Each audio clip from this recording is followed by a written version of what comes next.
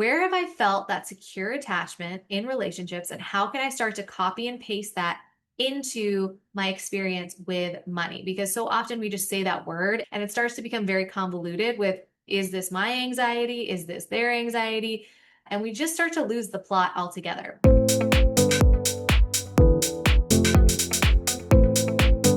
All right, beautiful soul, welcome back to this week's episode of the You Unlimited podcast.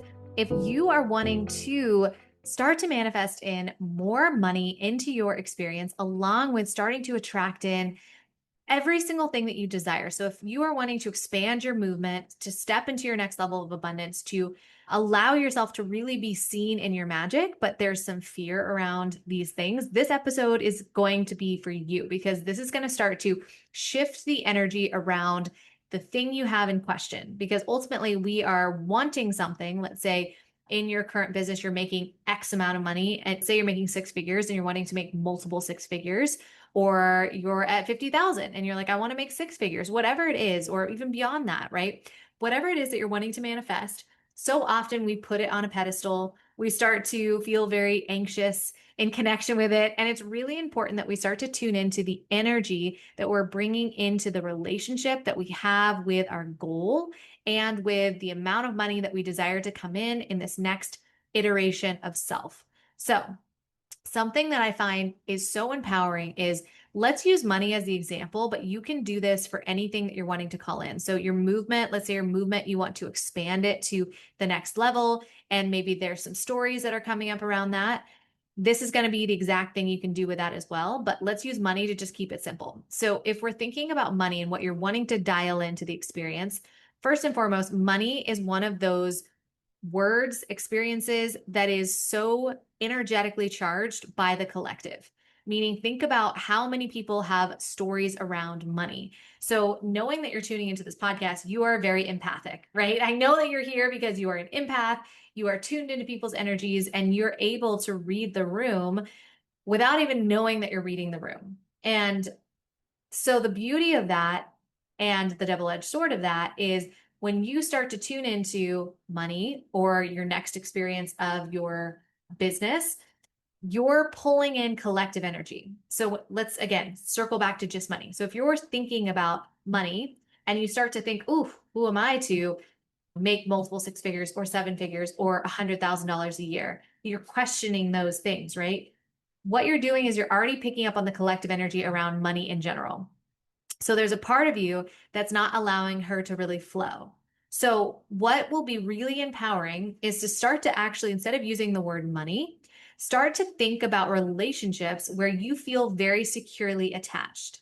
So for instance, if you feel a secure attachment with female relationships, right? Like you're like, my girlfriends are like my people, my sisters, like I know my people that I can reach out to, I can text to, and I'm not questioning how I'm showing up in relationship with her. I'm not questioning if I should send it, if I should be performative, if I should withhold, if I should. I'm just not questioning my relationship. So think about those relationships where you feel that secure attachment. The goal is, can I start to copy and paste that energy into my relationship with money? And can I actually give relationship a new sort of energy to play with? So with that in mind, what you would start to do is say, okay, let's say money is a her. How does she desire to play with me? How does she desire for me to show up in this relationship? And ask her these questions. You can say, how do you desire? You can basically ask her, what is it like to be, what has it been like to be in this relationship with me so far? Ask her that, journal that, connect with the energy of money and her, and say, like, what has it been like to be in this relationship? And she might be like, well, you're like really needy. Like you're always there. Like I'm trying to go pee and you're like looking over the stall. Like, are you here? Are you here? Are you sure you're coming back to the living room? Because I want to hang out. There's a lot here. Like I'm just trying to like live my life and you won't leave me alone. Or maybe she's like, I showed up to dinner and you didn't, like you left me stranded. Like it's like you were no showing. And like it felt like I was showing up to a blind date and I got stood up. What's that about, right? Maybe you're being avoidant in the relationship with money. Maybe you're being anxious in the relationship with her, right? Or maybe you're a little bit of both, that disorganized attachment style, right? So I really want you to get in communion with her, start to open the dialogue with her and ask her, what has it been like to be in this relationship? And let that flow through you. You're so intuitive. You can channel, like really connect into her energy and see what comes through. She's going to be very transparent. So let whatever answer comes through be the answer. And then ask her after that point, how would you like to be in this relationship? What would feel really good for you and nourishing for you? How do you want me to show up for you? And you might be really surprised at her answer. I want you to want to play with me. I don't want you to just use me and then don't talk to me until you need to use me again. That doesn't feel good. Like, I want to be in communion with you. I want to feel gratitude for how I'm being, for how the two of us are moving together in this world. So when you're spending me, I don't want you to just forget about me in the process. I want you to have deep gratitude for me and how I'm showing up and supporting you and dancing with you in this experience of reality. Right. So I think she's going to give you some really powerful clues when you start to tune into her. If you feel the most secure in a female relationship, if you're like, no, I actually feel really secure in my partnership with my partner who happens to be a male, maybe you make money him, right? And you say like, how does he want to be in this relationship with me? How have I been showing up for him? And is it working for us, right? So I think it's really powerful to start to tune in to where have I felt that secure attachment in relationships, and how can I start to copy and paste that into my experience with money? Because so often we just say that word and all of a sudden everyone's ancestral line comes through, everyone's feeling of money starts to come through, and it starts to become very convoluted with, is this my anxiety? Is this their anxiety? And we just start to lose the plot altogether. So if we can start to notice and tune into money as a relationship, have it start to take on a secure relationship style. And the way that we do that is to start to tune in and say, well, let me get really clear on where I haven't been secure, and how do you want me to be in relationship with you? And it's going to start to change your relationship with her completely, because you're going to be like, well, wait, how can we play together? How can we start to make this fun? Like, this is actually like exciting that we get to create with one another. This feels really, really good that we get to create with one another. What do you want to do next? How do you want to move through me? Can we do this tomorrow? Yes. Oh my gosh, that was so much fun. I'm so glad we got to do that together. It suddenly starts to become this like, very fun experience, because when we are in a high vibration, when we start to feel into how good it feels to have money moving through us, to have money dancing with us, to know that we're not dancing by ourselves, suddenly she wants to play with us more. She wants to show up more. That date, instead of leaving her stranded, you show up for the date. She's like, I think I'd like to have a second date. That was really nice.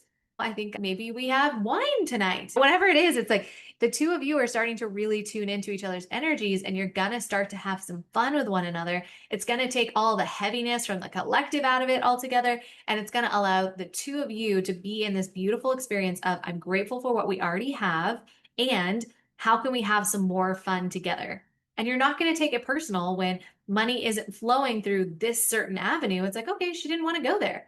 Maybe she wants to flow here. So what I mean by that is, if you have a sales call and the person says no, it's like, well, perfect. She didn't want to move through that person in this experience. How else does she want to move through me though?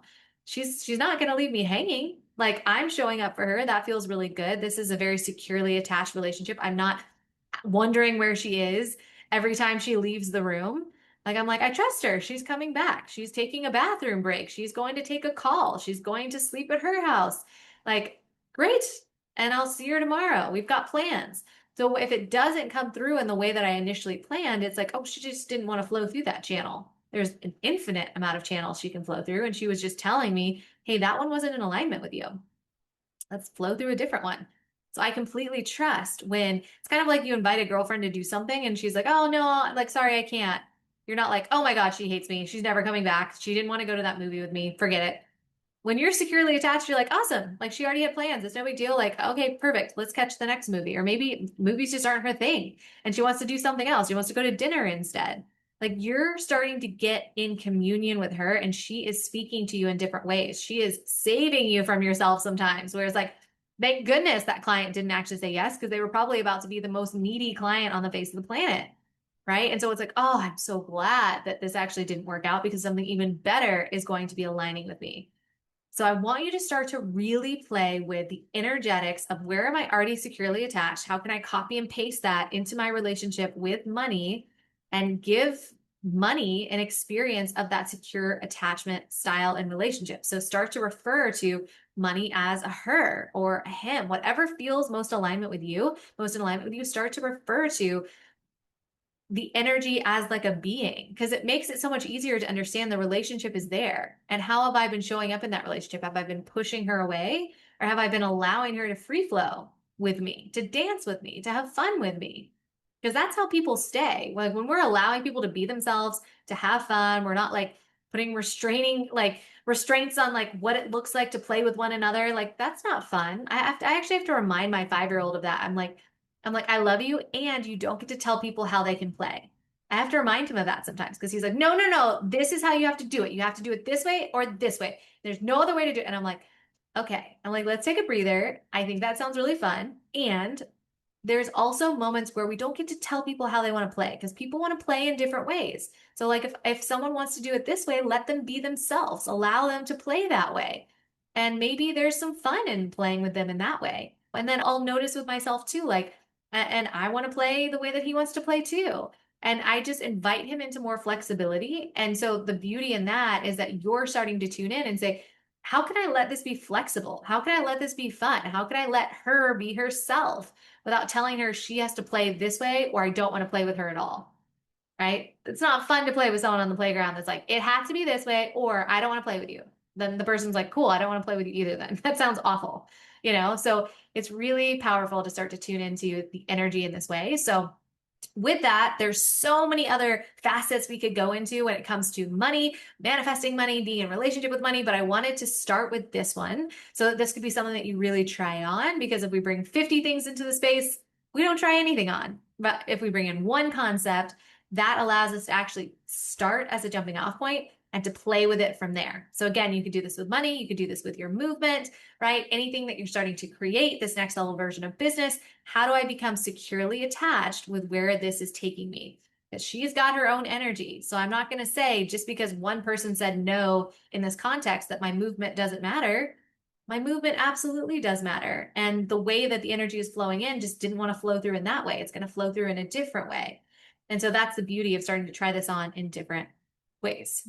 So with that, I can't wait to hear how it goes as you start to tune in. Feel free to message me on Instagram if you're like starting to lean into the energetics of what that feels like. Also, if you have not joined the secret newsletter, I've got some really wild ones that are dropping, the diary entries that are dropping tomorrow, and then one on like multiple, there's going to be several more that are dropping throughout the week. And every time I send out an email, I take like a big inhale and an exhale because I'm like, okay, we're going there. And I'm so grateful that I am allowing myself to do this brave thing because the feedback I've been getting from you has been so powerful. It's like it warms my heart so much when people are reading it and like getting in tune with it, feeling the energy of it and being like, whoa, like I didn't know that people were going there in like these different places. And I'm so grateful that you did. I feel like I know you more. This was so powerful. This was raw. Like, whoa, this blew my mind. I feel this. I'm so grateful. Like, we're going there. I'm not holding back. And the one that's about to drop is the one that I've been kind of holding my breath with the most. And at the same time, I'm like, my word for the year is brave. So I get to keep leaning into the brave thing because it's the thing that connects us the most. When we're vulnerable, it's super connecting. And when we're brave, it's super connecting. And I so admire people that do that. So I'm leaning into that even more this year. So if you want to join me in that space, I would love to have you. And I cannot wait to hear how this goes when you lean into everything that we just tuned into on today's episode. The way to join the secret newsletter is down in the show notes. Just click it there. And with that, I am sending you so much light and love. I cannot wait to see what unfolds when you start to really tune into the energetics of securely attaching to things in different ways.